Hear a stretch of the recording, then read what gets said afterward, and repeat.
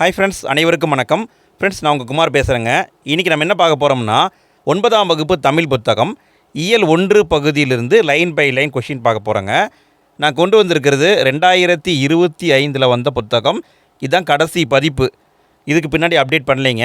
Update பண்ண புத்தகத்தை நான் கொண்டு வந்திருக்கேன். அது மட்டும் இல்லாமல் சமச்சீர் புத்தகம் 2018 வந்ததுங்க. 9ஆம் வகுப்பை பொறுத்த வரைக்கும் 2018 வந்திருக்கு. அதில் சில பாடல்கள், சில தகவல்லாம் இருக்குது. அதையும் நான் சேர்த்து தான் கொண்டு வந்திருக்கேன். அதையும் இப்போ என்ன புத்தகம் இருக்கோ இதையும் கம்பைன் பண்ணி தான் கொண்டு வந்திருக்கேன். ஸோ வீடியோ ரொம்ப யூஸ்ஃபுல்லாக இருக்கும். வீடியோவை முழுமையாக பாருங்கள். நம்ம என்னென்ன பார்க்க போகிறோம்னா, தமிழ் வீடு தூதுங்கிற ஒரு பாட்டை பார்க்க போகிறோம். உரைநடையில் திராவிட மொழி குடும்பம் கொடுத்துருக்காங்க, அதை பார்த்துடலாம். பாடலில் தமிழோவியம் அப்படிங்கிற ஒரு பாட்டு இருக்குது, அதையும் பார்த்துடலாம். பழைய உரைநடை வளரும் செல்வம் அப்படிங்கிற தலைப்பில் கொடுத்துருந்தாங்க. இதை தூக்கிட்டாங்க, இது இப்போ இல்லை. இதையும் நான் சேர்த்தி கொண்டு வந்திருக்கேன். துணை பாடத்தில் 6ஆம் திணை இருக்குது, அதையும் நம்ம பார்க்க போகிறோம். இலக்கணத்தில் எழுத்து அளபடையை பார்க்க போகிறோம். மொழித்திறன் பயிற்சி பார்க்க போகிறோம். நம்ம சிம்பிளாக முடிச்சிடலாங்க. ஃபஸ்ட்டு நம்ம பார்க்க போகிறது தமிழ் வீடு தூது. ஃபஸ்ட்டு கேள்வியை பாருங்கள். தமிழ் வீடு தூது டேஸ் என்னும் இலக்கிய வகையை சார்ந்தது. தமிழ் வீடு தூது எந்த இலக்கிய வகையை சார்ந்தது? இதுக்கான பதில் சிற்றிலக்கியம். தமிழ் வீடு தூது என்பது சிற்றிலக்கிய வகையை சார்ந்தது. இரண்டாவது கேள்வி, வாயில் இலக்கியம் சந்து இலக்கியம் என அழைக்கப்படும் நூல் எது? வாயில் இலக்கியம் சந்து இலக்கியம் என்று அழைக்கப்படும் நூல் எது? இதுக்கான பதில் தூது. தூது இலக்கியத்தை வாயில் இலக்கியம்னு சொல்லுவாங்க, சந்து இலக்கியம்னு சொல்லுவாங்க. மூன்றாவது கேள்வி, தூதாக செல்லும் பொருட்களில் தவறானது எது? தூதாக பொருளை அனுப்புவாங்க இல்லைங்களா? மொத்தம் பார்த்திங்கன்னா 10 பொருட்கள் அனுப்புவாங்க. தூதாக 10 பொருட்கள் அனுப்புவாங்க. அதில் சரியானதுன்னா விரலி இது அனுப்புவாங்க, பணத்தை அனுப்புவாங்க, தந்தியை அனுப்புவாங்க, கிளி அனுப்புவாங்க, அன்னத்தை அனுப்புவாங்க, வண்டு அனுப்புவாங்க. இங்கே இருக்கிற அனைத்துமே சரி என்பது தான் ஆன்சர். தவறானது எதுவுமே இல்லை. தூதாக செல்லும் பொருட்கள் விரலி, பணம், தந்தி, கிளி அனைத்துமே சரிதான். நான்காவது கேள்வி, தூது எந்த பாவகையால் பாடப்படும்? தூது அப்படிங்கிற நூல் எந்த பாவகையால் பாடப்படும்? இதுக்கான பதில் கலிவெண்பாவால் பாடுவாங்க. தூது இலக்கியத்தை கலிவெண்பா பாவகையால் தான் பாடுவாங்க. ஐந்தாவது கேள்வி, தமிழ் வீடு தூது எந்த இறைவன் மீது பாடப்பட்ட நூலாகும்? தமிழ் வீடு தூது எந்த இறைவன் மீது பாடப்பட்ட நூல்? இதுக்கான பதில் மதுரையில் இருக்கிற சொக்கநாதர் மீது பாடப்பட்ட நூல். மதுரை சொக்கநாதர். ஆறாவது கேள்வி, தமிழ் வீடு தூது எத்தனை கன்னிகளை கொண்டது? கன்னி அப்படின்னா 2 அடியால் பாடப்படும் பாடல் வகை. தமிழ் வீடு தூதில் 268 கன்னிகள் இருக்குதுங்க. 268 கன்னிகள். இதை டிஎன்பிஎஸ்சி தேர்வில் கேட்டிருக்காங்க ஃப்ரெண்ட்ஸ். ஏழாவது கேள்வி, தமிழ் வீடு தூது நூலை 1930 முதலில் பதிப்பித்தவர் யார்? தமிழ் வீடு தூது இந்த நூலை 1930 தான் ஃபஸ்ட்டு பதிப்பிச்சிருக்காங்க. பதிப்பித்தவர் யாருன்னு கேட்டிருக்காங்க. உவே சாமிநாதர். நல்ல கவனிங்க, தமிழ் வீடு தூதுவை பதிப்பித்தவர் யார்? உவே சாமிநாதர். எப்போன்னா 1930 பதிப்பிச்சிருக்காரு. எட்டாவது கேள்வி, 2 அடிகள் கொண்ட எதனால் பாடப்படும் செய்யுள் கன்னி ஆகும்? கன்னிங்கிறது 2 அடியால் பாடப்படும். 2 அடியில் எதை வச்சு பாடுவாங்கன்னு கேட்குறாங்க. இதுக்கான பதில் எதுகையால் பாடப்படும். முதல் எழுத்து ஒன்றி வந்தால் மோனை, 2வது எழுத்து ஒன்றி வந்தால் எதுகை. கன்னி என்பது 2 அடிகள் கொண்ட எதுகையால் பாடப்படும். 9வது கேள்வி, தமிழ் வீடு தூது குறிப்பிடும் தமிழின் வண்ணங்கள் எத்தனை? புதுப்புக்கில் இது இல்லைங்க. இந்த தகவல்லாம் பார்த்தீங்கன்னா 2022 புத்தகத்தில் இருக்குது. தமிழ் வீடு தூது குறிப்பிடும் தமிழின் வண்ணங்கள் எத்தனை? மொத்தம் 100 வண்ணங்கள் இருக்குதுன்னு சொல்லுதுங்க. 100 வண்ணங்கள். 10வது கேள்வி, தமிழ் வீடு தூது குறிப்பிடும் தமிழின் சுவைகள் எத்தனை? தமிழ் வீடு தூது குறிப்பிடும் தமிழின் சுவைகள் மொத்தம் 9 சுவைகளை சொல்லுதுங்க. 9 சுவைகள். 11வது கேள்வி, தாமசம் என்ற சொல்லின் பொருள் என்ன? தாமசம் அப்படின்னா என்னன்னு கேட்குறாங்க. தாமசம் என்றால் சோம்பல். தாமசம் என்றால் சோம்பல்.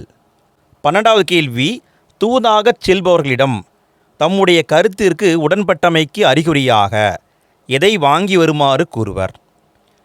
தூதாக அனுப்புகிறாங்கன்னு வச்சுக்கோங்களேன். அவங்கக்கிட்ட போயிட்டு தூது சொல்லிவிட்டு எந்த பொருளை வாங்கிட்டு வரணும் அப்படின்னா மாலையை வாங்கி வர வேண்டும்.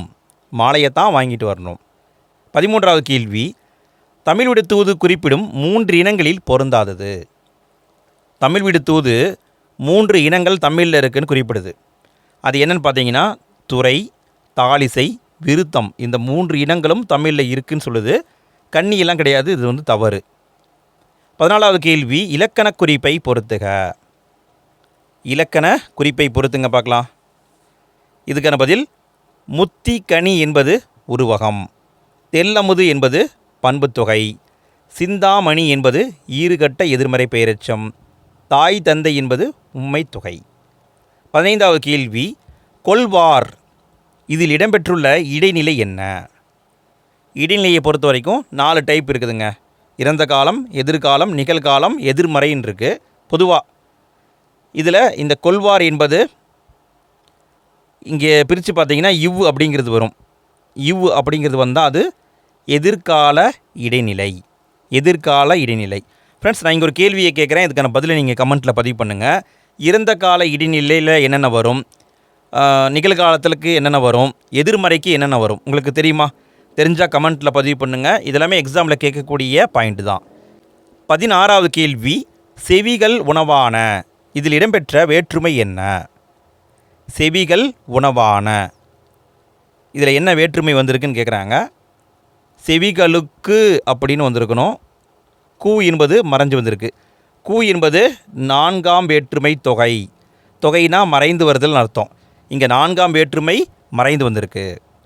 17வது கேள்வி, நீதியொளிர் செங்கோலாய் திருக்குறளை தாங்கு தமிழ் நீடு வாழ்க என்று தமிழை பாடியவர் யார்?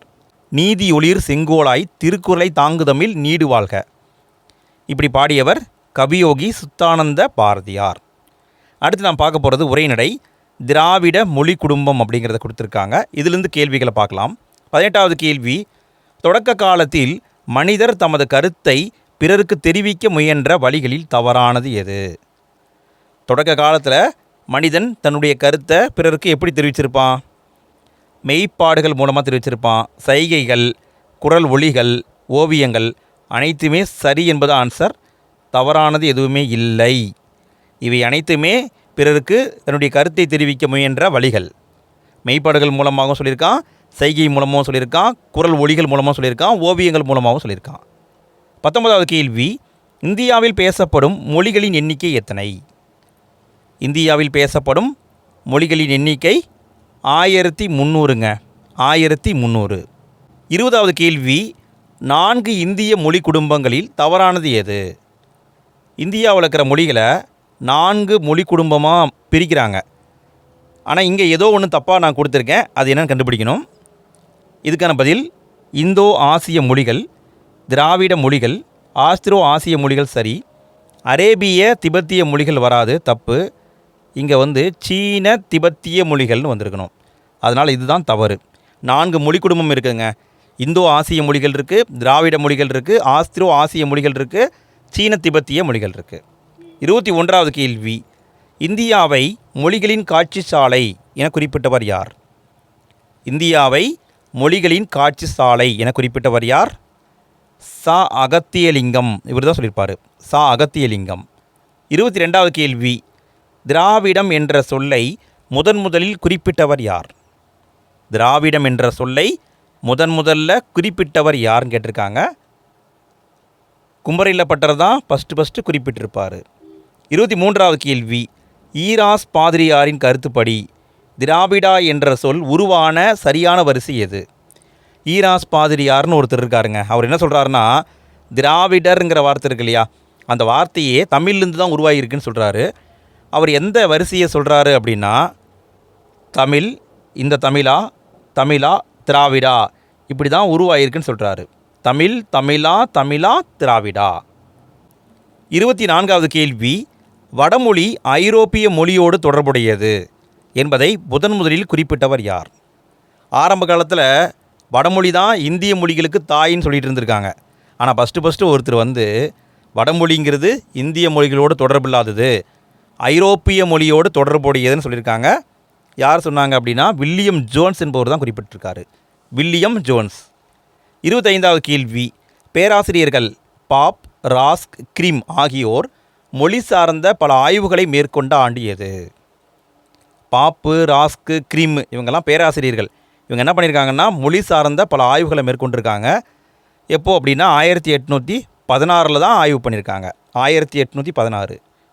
26வது கேள்வி, தமிழ், கன்னடம், தெலுங்கு, மலையாளம் ஆகிய மொழிகளை ஒப்புமைப்படுத்தி தென்னிந்திய மொழிகள் என்று பெயரிட்டவர் யார்? தமிழ், கன்னடம், தெலுங்கு, மலையாளம் இந்த அனைத்து மொழிகளையும் ஒன்றா சேர்த்து தென்னிந்திய மொழிகள் என்று பெயரிட்டவர் யார்? இதுக்கான பதில் ஃப்ரான்சிஸ் எல்லிஸ். இவர் தான் சொல்லியிருப்பாருங்க, ஃப்ரான்சிஸ் எல்லிஸ். 27வது கேள்வி, தமிழியன் என்று பெயரிட்டவர் யார்? அதாவது ஃப்ரான்சிஸ் எல்லிஸ் என்ன சொல்லிட்டாருன்னா தென்னிந்திய மொழிகள் சொல்லிட்டாரு. ஆனால் அதையவே ஒருத்தர் இது எல்லாமே தமிழியன் மொழிகள்னு சொல்லியிருக்காரு. தமிழியன் என்று குறிப்பிட்டவர் ஹோக்கன் அப்படிங்கிறவர், ஹோக்கன்.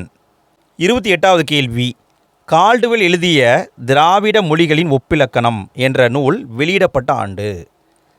திராவிட மொழிகளின் ஒப்பிலக்கணம் இந்த புத்தகத்திலிருந்து கால்டுவெல் இந்த புத்தகத்தை எப்போ வெளியிட்டாங்கன்னா 1856 தான் வெளியிட்டாங்க, 1856. 29வது கேள்வி, தமிழ் வடமொழியின் மகள் அன்று. அது தனி குடும்பத்திற்கு உரிய மொழி. சமஸ்கிருத கலப்பு இன்றி அது தனித்து இயங்கும் ஆற்றல் பெற்ற மொழி. தமிழுக்கும் இந்தியாவின் பிற மொழிகளுக்கும் தொடர்பு இருக்கலாம் என்று கூறியவர் யார்? தமிழ் என்பது வடமொழியின் மகள் கிடையாது, அது தனி குடும்ப மொழி என்று குறிப்பிட்டவர் கால்டுவெல் தான் குறிப்பிட்டிருக்காரு. 30வது கேள்வி, பட்டியலில் உள்ள திராவிட மொழிகள் எத்தனை? பட்டியலில் உள்ள திராவிட மொழிகள் எத்தனை? திராவிட மொழிகளை பட்டியல் போட்டிருக்காங்க. எத்தனை மொழிகள் அதில் இருக்குன்னா 24 மொழிகள் இருக்குங்க, 24 மொழிகள் இருக்குது. 31வது கேள்வி, தென் திராவிட மொழிகள் எத்தனை? அதாவது பட்டியல் போட்டிருக்காங்க இல்லைங்களா, பட்டியல் போட்ட திராவிட மொழிகளையே 3ஆக பிரிக்கிறாங்க. தென் திராவிட மொழி, நடு திராவிட மொழி, வட திராவிட மொழின்ட்டு. இதில் தென் திராவிட மொழி எத்தனை இருக்குது அப்படின்னு பார்த்தீங்கன்னா 9 இருக்குதுங்க. 9 தென் திராவிட மொழிகள் இருக்குது. 32வது கேள்வி, நடு திராவிட மொழிகள் எத்தனை? தென் திராவிட மொழி 9, நடு திராவிட மொழி 12 இருக்குதுங்க, 12. 33வது கேள்வி, வட திராவிட மொழிகள் எத்தனை? வட திராவிட மொழிகள் எத்தனை இருக்குங்க? மொத்தம் 3 இருக்குது. கூட்டி பாருங்கள், தென் திராவிட மொழி 9 ஆச்சுங்களா, நடு திராவிட மொழி 12 ஆச்சுங்களா, வட திராவிட மொழி 3, மொத்தம் கூட்டினீங்கன்னா 24 பட்டியலிடப்பட்ட திராவிட மொழிகள் இருக்குது. 34வது கேள்வி, வட திராவிட மொழிகளில் பொருந்தாதது எது? வட திராவிட மொழிகள் மொத்தம் 3 இருக்குதுன்னு பார்த்தோமா, அது என்னென்னு பார்த்தீங்கன்னா குருக், மால்தோ, பிராகுய் இந்த 3ம் வட திராவிட மொழிகள். பர்ஜி என்பது வட திராவிட மொழி கிடையாது. பர்ஜி அப்படிங்கிறது பார்த்திங்கன்னா இது நடு திராவிட மொழி. பர்ஜி என்பது நடு திராவிட மொழி.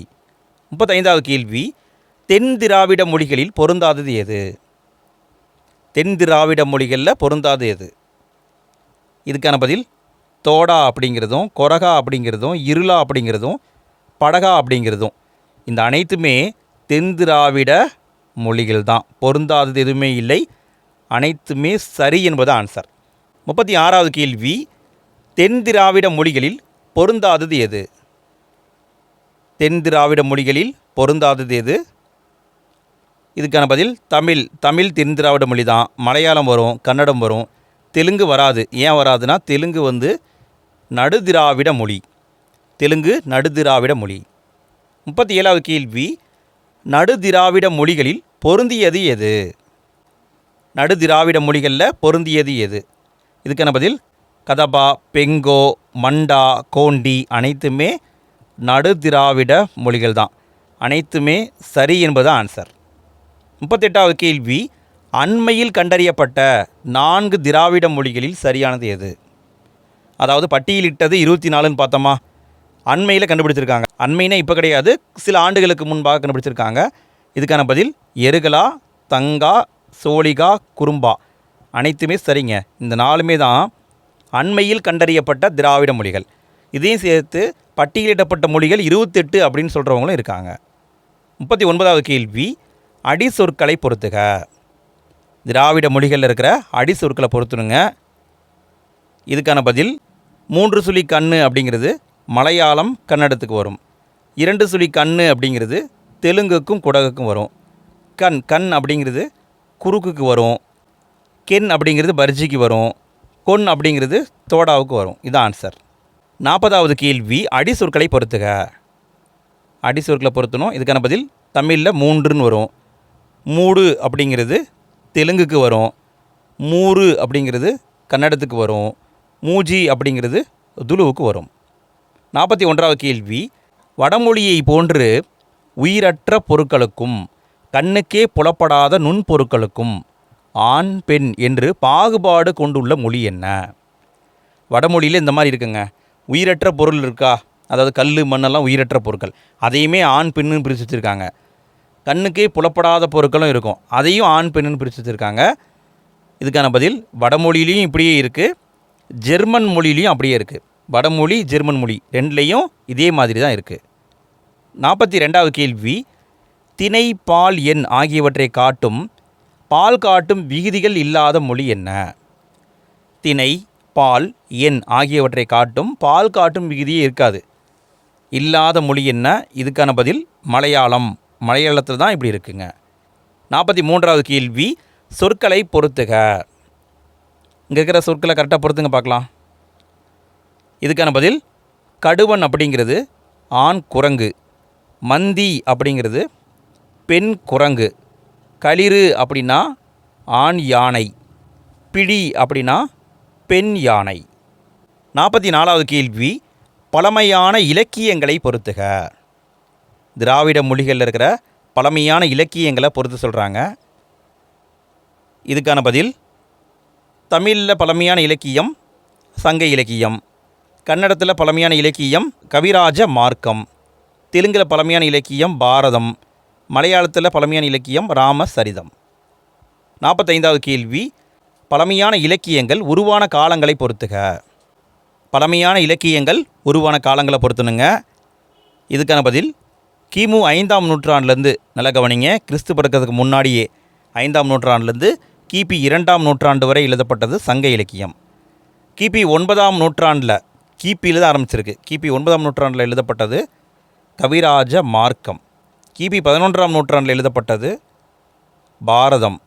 கிபி 12ஆம் நூற்றாண்டில் எழுதப்பட்டது ராமசரிதம். 46வது கேள்வி, பழமையான இலக்கணங்களை பொறுத்துக. முன்ன நம்ம பார்த்தது இலக்கியம், இப்போ நம்ம பார்க்குறது இலக்கணம்.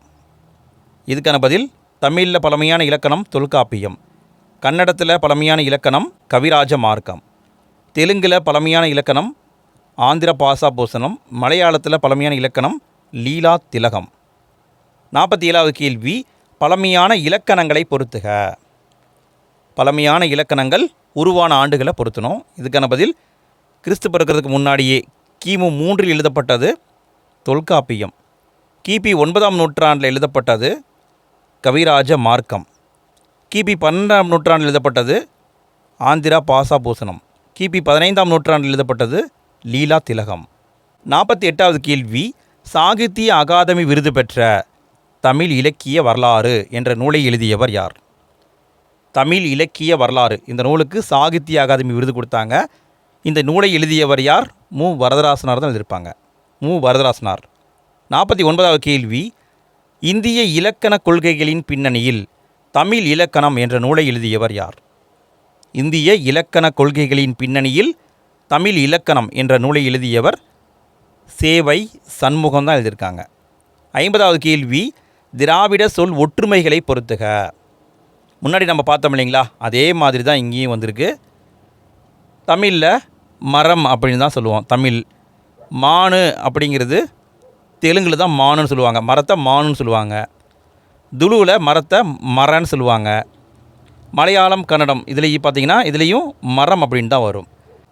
51வது கேள்வி, திராவிட சொல் ஒற்றுமைகளை பொறுத்துக. இங்கே வந்து ஒன்றுங்கிறத வச்சு பொறுத்து சொல்லியிருக்காங்க. தமிழில் வந்து ஒன்றுன்னு சொல்லுவோம்.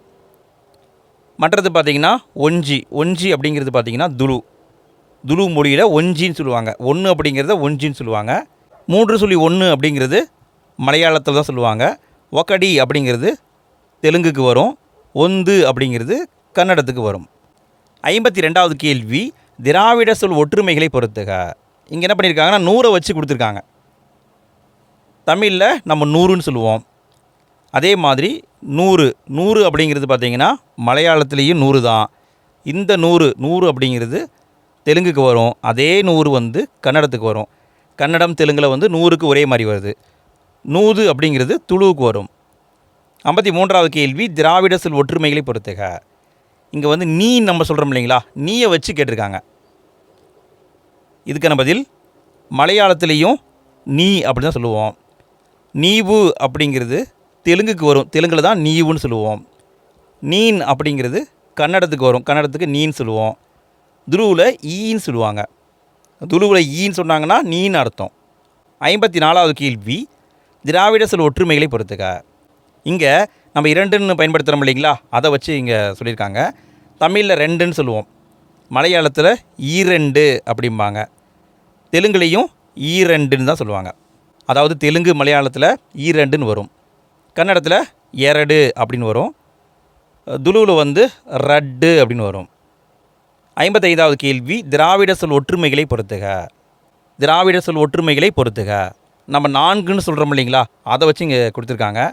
தமிழில் 4ன்னு சொல்லுவோம். அதுவே 4 4 அப்படின்னு மலையாளத்தில் சொல்லுவாங்க. 4 அப்படின்னா தெலுங்கில் சொல்லுவாங்க. 4 அப்படிங்கிறது துளுவுக்கு வரும்.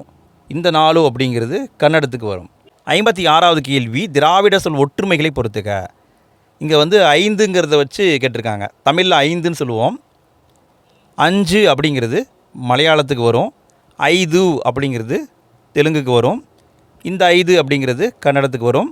அதாவது 5ங்கிறது தெலுங்குக்கும் கன்னடத்துக்கும் ஒரே மாதிரி தான். 5 அப்படிங்கிறது துளுவுக்கு வரும். ஃப்ரெண்ட்ஸ், நான் இங்கே ஒரு கேள்வி கேட்குறேன். இதுக்கான பதிலை வந்து கமெண்ட்டில் போட்டுவிடுங்க. நீங்கள் போலிகளை பற்றி படிச்சிருப்பீங்க. அதாவது முதற்போலி, இடைப்போலி, கடைப்போலி அந்த மாதிரி படிச்சிருப்பீங்க இல்லைங்களா. இந்த 5 அப்படிங்கிறது எந்த வகையான போலி? இதான் உங்களுக்கான கேள்வி. எத்தனை பேர் வீடியோவை தெளிவாக பார்க்குறீங்கன்னு கண்டுபிடிக்கிறேன். இதுக்கான பதிலை கமெண்ட்டில் பதிவு பண்ணுங்கள், சரிங்களா. 5 அப்படிங்கிறது எந்த வகையான போலி? கமெண்ட்டில் பதிவு பண்ணுங்கள். 57வது கேள்வி, எதையும் தாங்கும் இதயம் வேண்டுமென்றாய், இதையும் தாங்க ஏதன்னா எமக்கு இதயம் என்று எழுதியவர் யார்? இப்படி சொன்னவர் யாருன்னு கேட்குறாங்க. கலைஞர் தான் சொல்லியிருப்பார். 58வது கேள்வி, கீழ்கண்ட எந்த நாடுகளின் பணத்தாள்களில் தமிழ் மொழி இடம்பெற்றுள்ளது? எந்த நாடுகளுடைய பணத்தாள்களில் தமிழ் இடம்பெற்றுள்ளது? இதுக்கான பதில் இலங்கை, மொரிசியஸ். இலங்கை நாட்டு பணத்தாள், மொரிசியஸ் நாட்டு பணத்தாளில் தமிழ் இடம்பெற்றுள்ளது. 59வது கேள்வி, இந்தியாவில் உள்ள பழமையான கல்வெட்டுக்கள் பெரும்பாலும் எம்மொழியில் அமைந்துள்ளன? இந்தியாவில் உள்ள பழமையான கல்வெட்டுக்கள் பெரும்பாலும் தமிழ் மொழியில் தான் அமைஞ்சிருக்குங்க. தமிழ் மொழி. 60வது கேள்வி, கிரேக்க மொழியுடன் தமிழ் மொழியாரின் உறவு தொடங்குவதற்கு முன்னரே தமிழ் மொழி செம்மொழி தகுதியை அடைந்துவிட்டது என்று குறிப்பிட்டவர் யார்? ஃப்ரெண்ட்ஸ், இது அப்டேட்டட் கொஷின்னு, நல்லா பார்த்துக்கோங்க. கிரேக்க மக்களோட தமிழ் மக்களுடைய உறவு தொடங்கிறதுக்கு முன்னாடியே தமிழ் மொழி செம்மொழியாகத்தான் இருந்தது அப்படின்னு குறிப்பிட்டவர் கில்பர்ட் ஸ்லேட்டர். Gilbert Slater. 61வது கேள்வி, தமிழ் மொழி கிரேக்க மொழியை விட செறிவானது, லத்தீன் மொழியை விட மேன்மையானது, ஆங்கிலம் மற்றும் ஜெர்மன் மொழியை விட ஆற்றல் வாய்ந்தது என்று குறிப்பிட்டவர் யார்?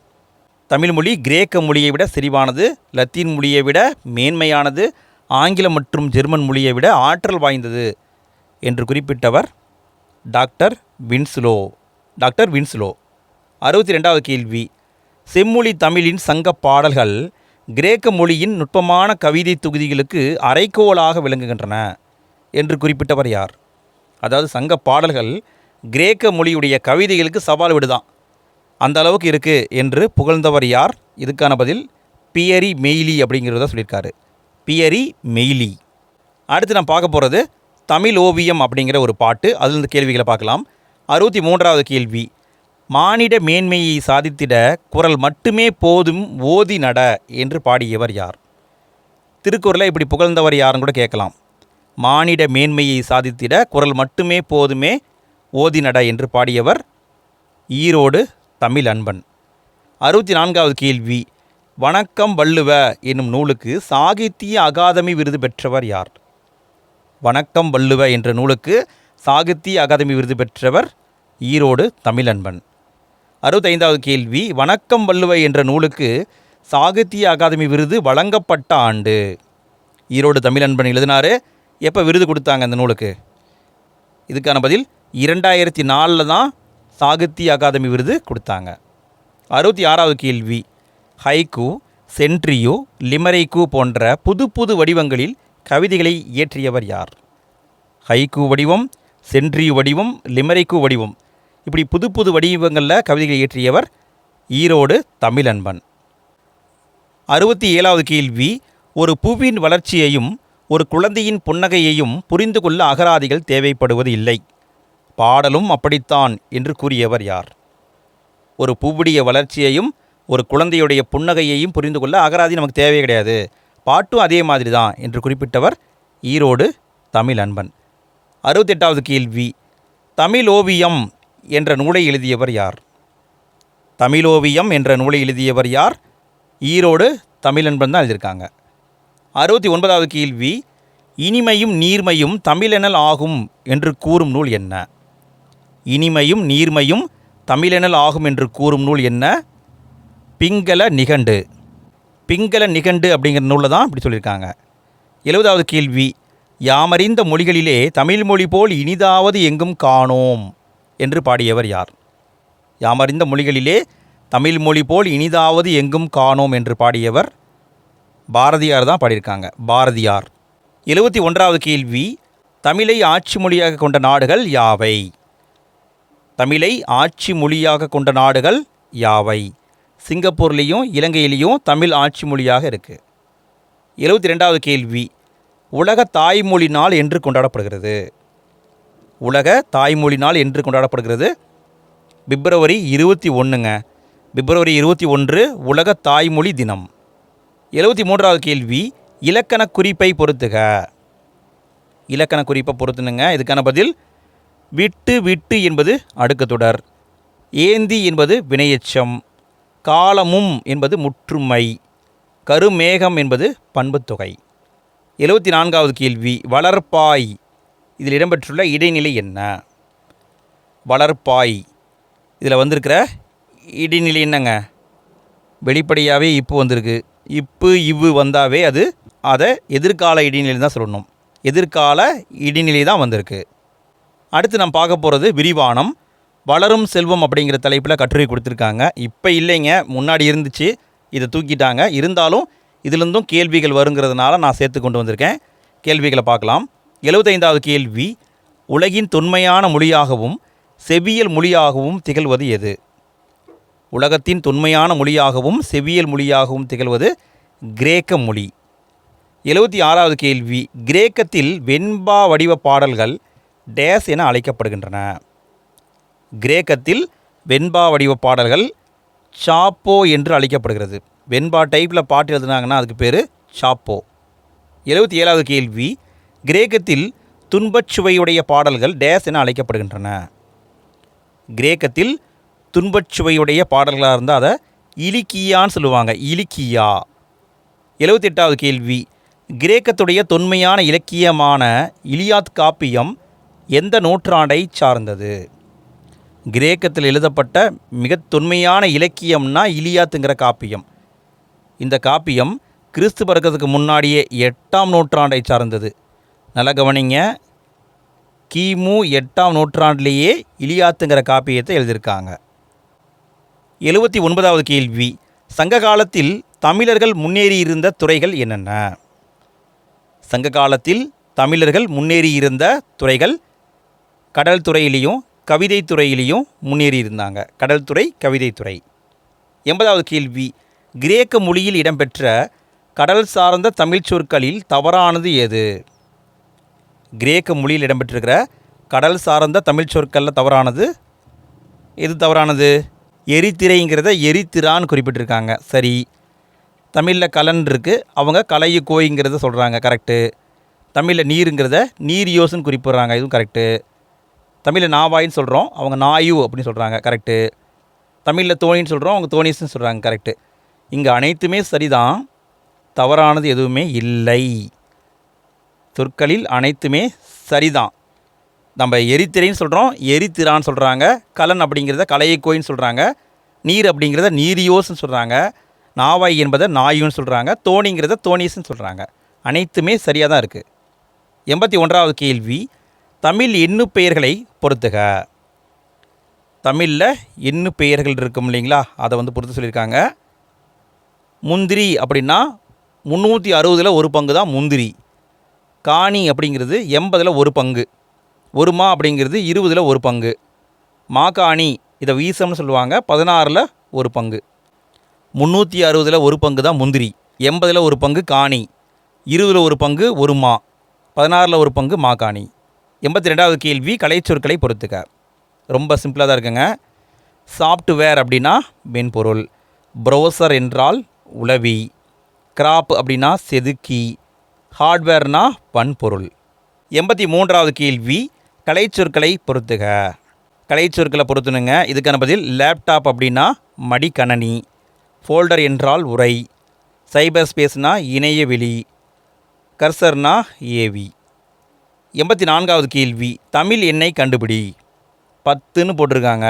10ஐ குறிக்கும் சரியான தமிழ் எண் என்னன்னு கேட்குறாங்க. இதுக்கான பதில் யா.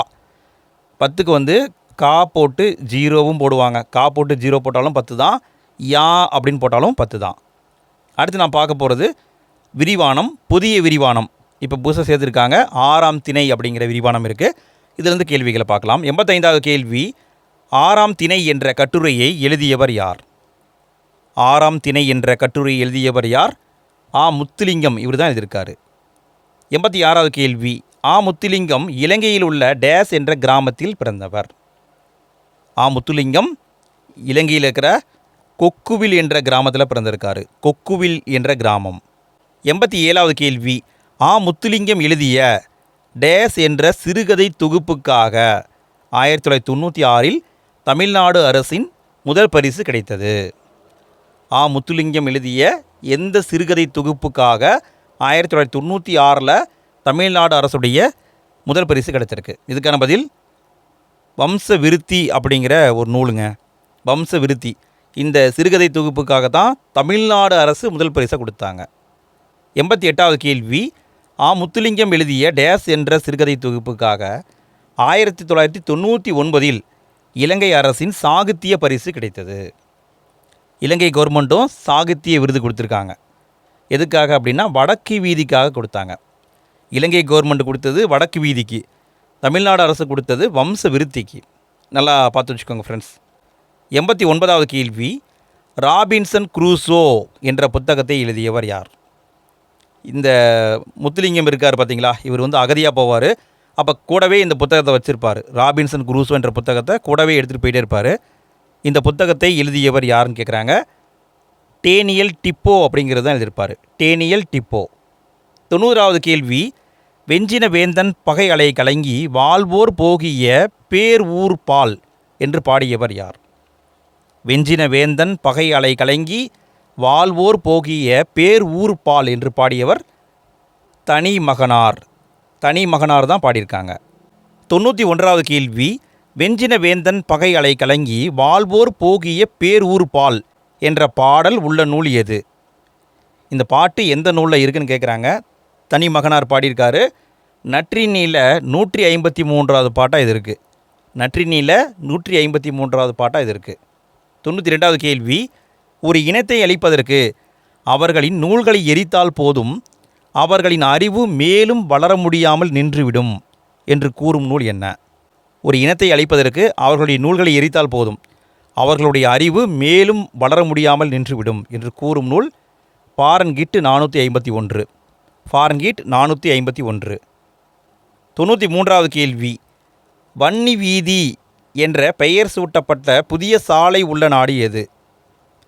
வன்னி வீதி அப்படிங்கிற பேரில் ஒரு புதிய ரோடு போட்டிருக்காங்க.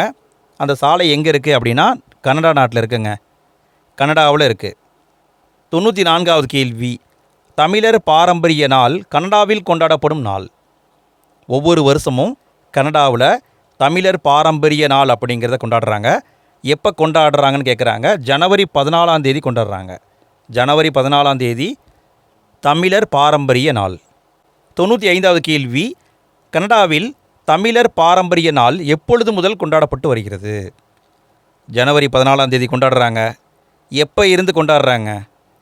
2012 தான் கொண்டாடிட்டு வராங்க. 96வது கேள்வி இது வந்து பாக்ஸ் கண்டென்ட்டுங்க. அயலக தமிழர் தினம் கொண்டாடப்படும் நாள். அயலக தமிழர் தினம் கொண்டாடப்படும் நாள் ஜனவரி 12. நல்லா கவனிங்க, தமிழர் பாரம்பரிய நாள் அப்படிங்கிறது கனடாவில் ஜனவரி 14. அயலக தமிழர் தினம் என்பது ஜனவரி 12. 97வது கேள்வி, அயலக தமிழர்களுக்காக அறிவிக்கப்பட்ட திட்டம் என்ன? தமிழ்நாடு கவர்மெண்ட் தான் அறிவித்தாங்க. இப்போ கிட்டத்தட்ட 1 இயருக்கு முன்னாடி தான் அறிவித்தாங்கன்னு நினைக்கிறேன். அயலக தமிழர்களுக்காக தாய்மண் திட்டம் அப்படிங்கிற திட்டத்தை அறிவித்தாங்க. தாய்மண் திட்டம். 98வது கேள்வி, 8 தொகையில் ஐவகை நிலத்திற்கும் ஒவ்வொரு 100 பாடல்களை கொண்ட நூல் எது? 8 தொகையில் இருக்கிற ஒரு நூல் ஐவகையான நிலத்திற்கும் 100 பாட்டை வச்சுருக்குது. அது என்ன அப்படின்னா ஐங்குறு 100 என்பது சரி. ஐங்குறு 100. அடுத்து நான் பார்க்க போகிறது இலக்கணம். இலக்கணத்தில் எழுத்து அளபடையை பார்க்க போகிறோம். 99வது கேள்வி, அளபெடுத்தல் என்ற சொல்லின் பொருள் என்ன? அளபெடுத்தல் என்ற சொல்லின் பொருள் என்ன? அளபெடுத்தல்னா நீண்டு ஒழித்தல்னு அர்த்தம். நீண்டு ஒழித்தல். 100வது கேள்வி, உயிர் அளபடை எத்தனை வகைப்படும்? அளபடையை 2ஆக பிரிக்கிறாங்க. உயிரளபடை, ஒற்றளபடை. உயிரளபடை 3 வகைப்படும். செய்யுளிசை அளபடை, இன்னிசை அளபடை, சொல்லிசை அளபடை. 101வது கேள்வி, மொழி முதல் இடை கடை ஆகிய 3லும் வரும் அளபடை என்ன? மொழினா ஒரு சொல்லுங்க, ஒரு வார்த்தைக்கு முன்னாடியும் வரும், இடையிலும் வரும், கடைசியிலையும் வரும். அப்படி வரக்கூடிய அளபடை எது? இதுக்கான பதில் செய்யுளிசை அளபடை. மொழிக்கு முதல்லையும் வரும், இடையிலையும் வரும், கடையிலையும் வரும். 102வது கேள்வி, செய்யுளில் ஓசை குறையும் பொழுது அதை நிறைவு செய்ய வரும் அளபடை எது? செய்யுளில் ஓசை குறையுது, அப்போ அந்த ஓசையை நிறைவு செய்வதற்காக வருவது செய்யுள் இசை அளபடை. செய்யுளிசை அளபடை. 103வது கேள்வி, செய்யுளில் ஓசை குறையாத இடத்திலும் இனிய ஓசைக்காக அளபெடுப்பது. அதாவது செய்யுளிசை அளபடைன்னு பார்த்தோமா, அங்கே என்ன ஆகுதுன்னா ஓசை குறையுது, அதனால் அளபெடுக்குது. ஆனால் ஓசை குறையவே இல்லை, இனிமையாக சொல்லணுங்கிறதுக்காக அளபெடுத்தா அதை இன்னிசை அளபடைன்னு சொல்லுவாங்க. இன்னிசை அளபடை. 104வது கேள்வி, செய்யுளில் ஒரு பெயர் சொல் எச்சச் சொல்லாக திரிந்து அளபெடுப்பது. செய்யுளில் ஒரு பெயர் சொல் இருக்குது, பெயர் சொல் என்னவா மாறுது? எச்சச் சொல்லாக மாறுது. இப்படி மாறினா அது சொல்லிசை அளபடை. 105வது கேள்வி, உரநசையி உள்ளம் துணையாகச் சென்றார் வர்ணசையி இன்னும் உளேன். இதில் உள்ள அளபடை என்ன? அளபடையே என்ன வந்திருக்குங்க? ஈ அப்படிங்கிற எழுத்து வந்திருக்கு. ஈ அப்படிங்கிற எழுத்து வந்தாவே அது சொல்லிசை அளபடை தான். ஈ அப்படிங்கிற எழுத்து வந்தாவே அது சொல்லிசை அளபடை தான். 106வது கேள்வி, கெடுப்பதுவும் கெட்டார்க்குச் சார்வாய் மற்றாங்கே எடுப்பதுவும் எல்லாம் மலை. இதில் உள்ள அளபடை என்ன? இங்கே பார்த்தீங்கன்னா செய்யுளில் ஓசை குறையில, இனிய ஓசைக்காக கெடுப்பதுவும் அப்படின்னு இனிமையாக சொல்கிறாங்க இல்லையா? அப்போ இங்கே வந்திருக்கிறது இன்னிசை அளபடை தான் வந்திருக்கு. இன்னிசை அளபடை. 107வது கேள்வி, செய்யுளிசை அளபடையில் தவறானது எது? கீழே இருக்கிற 4 ஆப்ஷன் பாருங்கள். எது செய்யுளிசை அளபடை வராது? ஓ உதல், இது செய்யுளிசை அளபடை. உரார், இதுவும் செய்யுளிசை அளபடை. படார், இதுவும் சரி. ஈ வந்தால் என்ன அர்த்தங்க? ஈ வந்தால் அது சொல்லிசை அளபடை. ஸோ அதனால் இதுதான் தவறு. 108வது கேள்வி, ஒற்றளபடையில் எத்தனை மெய் எழுத்துக்கள் அளபெடுக்கும்? ஒற்றளபடையில் 10 மெய் எழுத்துக்கள் அளபெடுக்குங்க. 10 எழுத்து இருக்குது, அந்த 10 மெய் எழுத்துக்களும் அளபெடுக்கும். அது மட்டும் இல்லாமல் ஆயுத எழுத்து ஒன்றும் அளபெடுக்கும். அடுத்து நான் பார்க்க போகிறது மொழித்திறன் பயிற்சி. 109வது கேள்வி, திணை, பால், எண் ஆகியவற்றை உணர்த்தும் பால் காட்டும் விகுதிகள் இல்லாத திராவிட மொழி இது. முன்னாடியே பார்த்துட்டோம், மலையாள மொழியில் தான் பால் காட்டும் விகுதிகளே இல்லை. 110வது கேள்வி, தமிழ் விடுத்தூது டேஸ் என்னும் இலக்கிய வகையை சார்ந்தது. தமிழ் விடுத்தூது சிற்றிலக்கிய வகையை சார்ந்தது. 111வது கேள்வி, பின்வருவனவற்றில் அளபடை இடம்பெறாத தொடர் எது? அளபடை எங்கே இடம்பெறலைங்க? குக்கு இங்கே இடம்பெற்றிருக்கு, கொக்கரக்கோ இங்கே இடம்பெற்றிருக்கு, அண்ணா இங்கே இடம்பெற்றிருக்கு. இதில் இடம்பெறல. ஸோ இதுதான் தப்பு. 112வது கேள்வி, விடுபட்ட இடத்திற்கு பொருத்தமான விடை வரிசையை குறிப்பிடுக. அதாவது தமிழ் விடுத்தூதுன்னு பார்த்தோம் இல்லைங்களா, அதில் இங்கே சொல்லியிருப்பாங்க. இதுக்கான பதில், தமிழில் 3 இனம் இருக்குது, 100 வண்ணம் இருக்குது, 10 குணம் இருக்குது, 8 வனப்பு இருக்குது. இதுதான் ஆன்சர். 113வது கேள்வி, காலம் பிறக்கு முன் பிறந்தது தமிழே, எந்த காலமும் நிலையாய் இருப்பதும் தமிழே. இந்த அடிகளில் பயின்று வரும் நயங்கள் யாவை? இந்த 2 அடி இருக்கு இல்லைங்களா, இந்த 2 அடியில் என்ன வருதுன்னு பாருங்கள். முதல் எழுத்து ஒன்றி வந்தால் மோனை, அப்போ மோனை வந்திருக்கு. இரண்டாம் எழுத்து ஒன்றி வந்தால் எதுகை வந்திருக்கு. தமிழே தமிழே இறுதி எழுத்தோ இறுதி சொல்லோ ஒரே மாதிரி வந்தால் இயைபு. அப்போ இங்கே வந்திருக்கிறது மோனை எதுகை இயைபு வந்திருக்கு. 114வது கேள்வி. அழியாவனப்பு, ஒளியாவனப்பு, சிந்தாமணி என்பதன் இலக்கண குறிப்பு என்ன? இதுக்கான பதில் ஈறுகட்ட எதிர்மறை பெயர்ச்சி தான் வந்திருக்கு. ஈறுகட்ட எதிர்மறை பெயரெச்சம். 115வது கேள்வி. சிறகு நான் சின்னதாய் கொண்ட சிற்றீசல் செந்தமிழே நின்னால் விமானமானேன் நான் என்று தமிழ் அன்னையை பாடியவர் யார்? இப்படி தமிழ் அன்னையை பாடியவர் யார்? வாலி தான் பாடியிருப்பாங்க. 116வது கேள்வி. கலைச்சொற்களை பொறுத்துக. கலைச்சொற்களை பொறுத்துனுங்க. இதுக்கான பதில் லிங்குவிஸ்டிக்ஸ் அப்படின்னா மொழியியல், லிட்ரேச்சர் அப்படின்னா இலக்கியம், பிலாலஜிஸ்ட் அப்படின்னா சுவடியியல் அறிஞர், மொழிநூல் வல்லுனர், பாலிகாட்னா பல்மொழி அறிஞர். 117வது கேள்வி. கலைச்சொற்களை பொறுத்துக. ஃப்ரெண்ட்ஸ், வீடியோவுக்கு இன்னும் லைக் போடாத நண்பர்கள் லைக் போடுங்க. வீடியோ பற்றிய கருத்துக்களை கமெண்ட்டில் பதிவு பண்ணுங்கள். உங்கள் ஃப்ரெண்ட்ஸ்க்கும் ஷேர் பண்ணுங்கள். இதே மாதிரி நம்ம 8ஆம் வகுப்பு 7ஆம் வகுப்பு 6ஆம் வகுப்பு வீடியோ போட்டிருக்கோம். அதுக்கான லிங்க் ஃபஸ்ட்டு கமெண்ட்டில் இருக்குது, கிளிக் பண்ணி பாருங்கள். இதுக்கான பதில் போனோலஜிஸ்ட் அப்படின்னா ஒளியியல் அறிஞர், பொனிட்டிக்ஸ் அப்படின்னா ஒளியியல், மோர்ஃபிம் அப்படின்னா உருபன், போனிம் என்றால் ஒளியன். 118வது கேள்வி. தொடரை பழமொழி கொண்டு நிறைவு செய்க. தொடரை பழமொழி கொண்டு நிறைவு செய்க. இளமையில் கல்வி, சிலைமேல் எழுத்து, சித்திரமும் கைப்பழக்கம், செந்தமிழும் நாப்பழக்கம், கல்லாடம் படித்தவரோடு சொல்லாடாதே, கற்றோருக்கு சென்ற இடமெல்லாம் சிறப்பு. 119வது கேள்வி. சொல் பொருள் பொறுத்துக. சொல்லையும் அதுக்கான பொருளையும் பொறுத்துனுங்க. இதுக்கான பதில் நயவாமை என்றால் விரும்பாமை, கிளத்தல் என்றால் சொல்லுதல், கேள்பு என்றால் நன்மை, செம்மல் என்றால் தலைவன், புரிசை என்றால் மதில். 120வது கேள்வி. அந்தாதி சொற்களின் சரியான வரிசையை கண்டறிக. அந்தாதி சொற்களின் சரியான வரிசையை கண்டறிக. அந்தாதின்னு என்னங்க? அதாவது கடைசியாக வர எழுத்து அடுத்த வரிக்கு வந்து முதல்ல வரணும். இங்கே பார்த்தீங்கன்னா அத்தின்னு வருதா, அப்போ தீங்கிறது ஃபஸ்ட்டு ஆரம்பிக்கணும். பூவில் முடியுதா, பூவில் ஆரம்பிக்கணும். சீல முடியுதா, இங்கே சீல ஆரம்பிக்கணும். இங்கே புதுமையில் முடிஞ்சிருக்குங்க. இங்கே ஆப்ஷன் செட் பண்ணும்போது தப்பாக செட் பண்ணிட்டேன் ஃப்ரெண்ட்ஸ், என்னை மன்னித்து கொள்ளுங்கள். இப்படி தான் முடியணுங்க. அதாவது ஒன்றில் முடியும் பொழுது அடுத்தது ஆரம்பித்தா அதுதான் அந்தாதி சொற்கள். சரிங்களா? நானே ஆப்ஷனை வந்து தவறாக செய்துவிட்டேன், என்னை மன்னித்து கொள்ளுங்கள். 121வது கேள்வி. சரியான கலைச்சொல்லை கண்டறிக. Comparative grammar. இதுக்கான சரியான கலைச்சொல் என்னங்க? ஒப்பிலக்கணம் என்பதுதான் சரி, ஒப்பிலக்கணம். 122வது கேள்வி.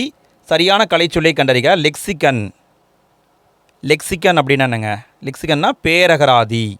லெக்சிகன் அப்படின்னா பேரகராதி. 123வது கேள்வி. சரியான கலைச்சொல்லை கண்டறிக. கான்சோனன்ஸ். கான்சோனன்ஸ் அப்படின்னா மெய்யொலிகள்னு அர்த்தம், மெய்யொலிகள். 124வது கேள்வி. சரியான கலைச்சொல்லை கண்டறிக. வவல்ஸ். வவல்ஸ் அப்படின்னா உயிரொலிகள். 125வது கேள்வி, கடைசி கேள்விங்க. மொழிபெயர்ப்பும் ஒளிபெயர்ப்பும், இங்கே ஒளி வந்திருக்கணும். ஒளிபெயர்ப்பும் என்ற நூலை எழுதியவர் யார்? மொழிபெயர்ப்பும் ஒளிபெயர்ப்பும் நூலை எழுதியவர் மனவை முஸ்தபா. ஃப்ரெண்ட்ஸ், நம்ம இந்த வீடியோவில் மொத்தம் 125 கேள்வியை பார்த்துருக்கோம். லைன் பை லைன் கொஷின் பார்த்துருக்கோம். கண்டிப்பாக இந்த வீடியோ உங்களுக்கு யூஸ்ஃபுல்லாக தான் இருந்திருக்கும். இந்த வீடியோ பற்றிய கருத்துக்களை கமெண்ட்டில் பதிவு பண்ணுங்கள், உங்கள் ஃப்ரெண்ட்ஸ்க்கு ஷேர் பண்ணுங்கள். ஃபஸ்ட்டு கமெண்ட்டில் மற்ற ஈழங்களுக்கான வீடியோ போட்டிருக்கோம், அதுக்கான லிங்கை கொடுத்துருக்கேன், கிளிக் பண்ணி பாருங்கள். இன்றைய நாள் இனிய நாளாக அமைய வாழ்த்துக்கள். அடுத்த வீடியோவில் மீண்டும் சந்திப்போம். அனைவருக்கும் நன்றி.